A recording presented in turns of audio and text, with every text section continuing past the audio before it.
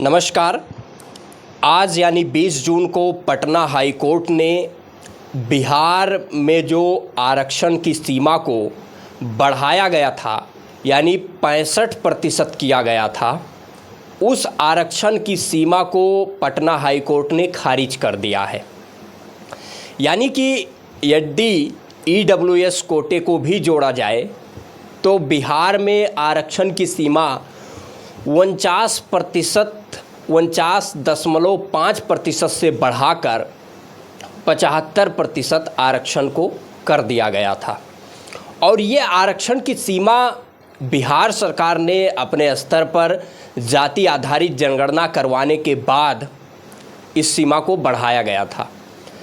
लेकिन high court ने, Patna high court ने इसको खारिज कर दिया है। इस विषय पर, इस महत्वपूर्ण विषय पर मैं बात करने के लिए आप सभी के समक्ष हाजिर हुआ हूँ।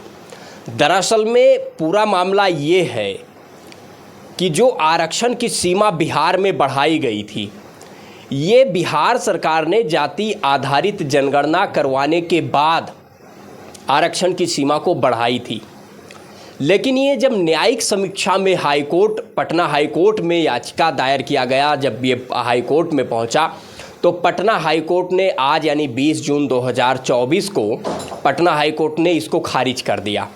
और इसका आधार ये है, हाई कोर्ट का ये कहना है कि आरक्षण की अधिकतम सीमा 50% ही हो सकती है। 50% की लिमिट को क्रॉस कर रहा है बिहार सरकार ने जो सीमा बढ़ाई है।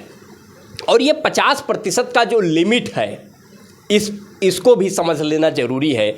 दरअसल में 1991 की बात है, जब केंद्र में सरकार नरसिम्हा राव जी की थी, प्रधानमंत्री नरसिम्हा राव जी थे, तो उस समय उन्होंने ये आदेश जारी किया था कि 10% आरक्षण आर्थिक रूप से कमज़ोर वर्ग को, कमज़ोर लोगों को दिया जाएगा।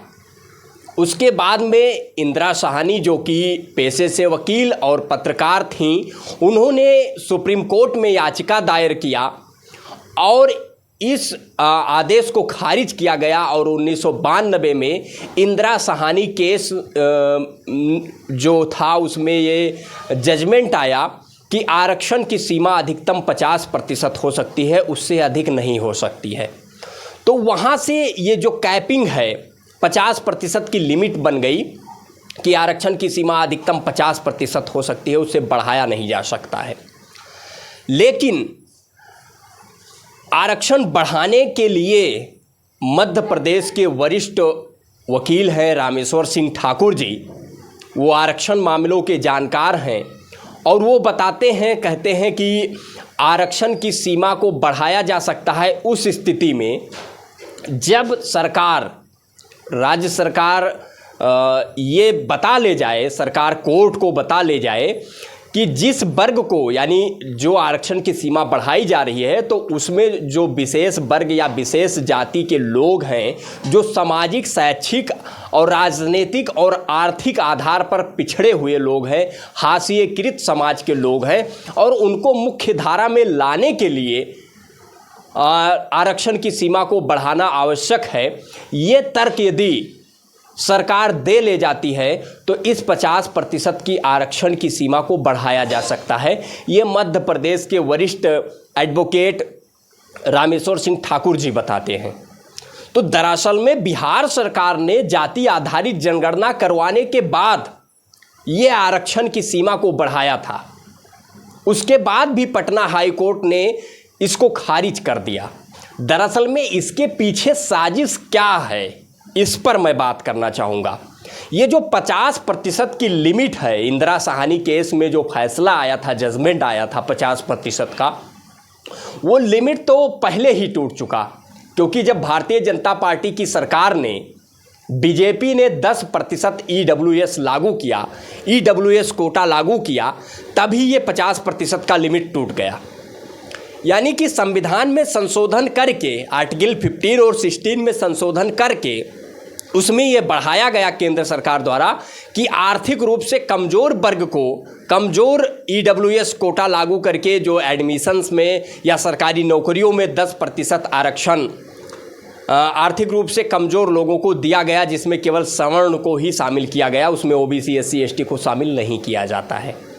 दरअसल में जब ये 10% आरक्षण लागू हुआ तो ये 50% की लिमिट टूट गई, ये ख़त्म हो गया। तो यदि बिहार सरकार ने जाति आधारित जनगणना करवाकर जो सामाजिक रूप से, शैक्षिक रूप से, राजनीतिक रूप से, आर्थिक रूप से पिछड़ा वर्ग है, हाशिएकृत समाज है, उसको मुख्य धारा में लाने के लिए यदि 75% यानी EWS जोड़ के 65-10-75% आरक्षण की लिमिट को किया गया था, तो ये किसके पेट में दर्द हो रहा था? भारतीय जनता पार्टी सवर्णों के लिए बिना कोई कास्ट सेंसस कराए, बिना किसी आंकड़े के, बिना कोई आकलन किए 10% आरक्षण उठा के सवर्णों के लिए लागू कर देती है।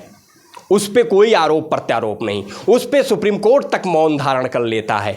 लेकिन यदि ओबीसी SC ST के आरक्षण की सीमा को बढ़ा दिया जाता है तो कोर्ट का इतिहास रहा है कि हमेशा आरक्षण के खिलाफ फैसला देता आया है। तो अब इसके पीछे पूरा मामला ये है। दूसरा विकल्प ये होता है कि यदि राज्य सरकार आरक्षण की सीमा को बढ़ाकर और उस विधेयक को केंद्र सरकार के सामने पेश करती है और उसको नवीं अनुसूची नंबर 9 में रखा जाता है, तो ये न्यायिक समीक्षा से बाहर हो जाता है।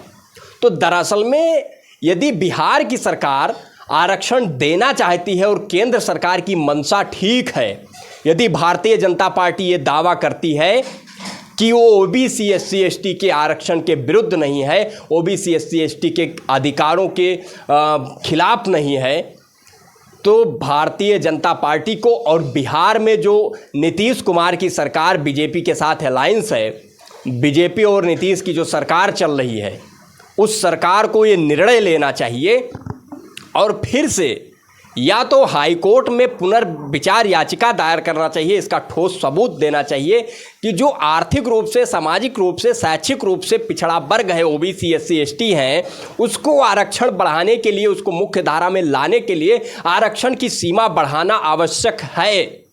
इस पर पुनर्विचार याचिका आना चाहिए। OBC SC ST Bahujan Samaj के लोगों को इसके लिए आंदोलन करना चाहिए, सड़कों पर उतरना चाहिए, अपने हक और अधिकार के लिए लड़ना चाहिए और साथ ही साथ सरकार पर यह दबाव बनाना चाहिए कि बिहार की सरकार विधेयक पास होने के बाद उसको नवीं अनुसूची में रखे और केंद्र सरकार के समक्ष उस बिल को पेश करे और केंद्र सरकार इसको मंजूरी दे कि अनुसूची नंबर 9 में इसको रखा जाए, जो न्यायिक समीक्षा से बाहर हो, यानी कोर्ट की समीक्षा से बाहर हो जाए और इस आरक्षण की सीमा को बढ़ाया जा सके, ओबीसी SC ST को प्रतिनिधित्व दिया जा सके।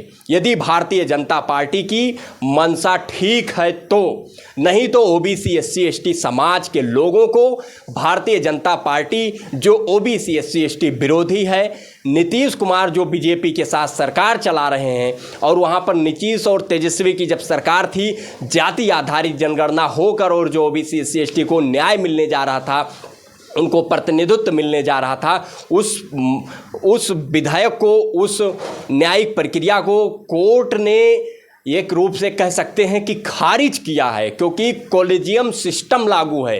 कॉलेजियम के तहत पीढ़ी दर पीढ़ी मात्र कुछ ही घरानों के जज लगातार कोर्ट में बनते जा रहे हैं कॉलेजियम व्यवस्था के तहत। उसके लिए उनको कोई परीक्षा नहीं देनी पड़ती है, उसके लिए कोई आयोग नहीं है। कॉलेजियम व्यवस्था जिसकी अनुशंसा कर देता है उसको जज बना दिया जाता है।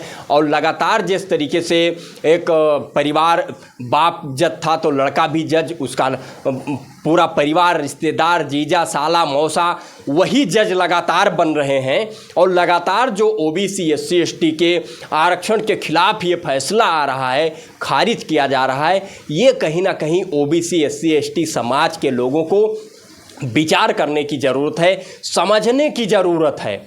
और केंद्र की सरकार जो अभी तीसरी बार प्रधानमंत्री नरेंद्र मोदी ने बनाया है, इस सरकार को नीतीश कुमार और चंद्रबाबू नायडू यदि समर्थन वापस लेते हैं तो इस आधार पे केंद्र की सरकार को गिराया जा सकता है, ओबीसी SC ST के आरक्षण की सीमा को बढ़ाया जा सकता है।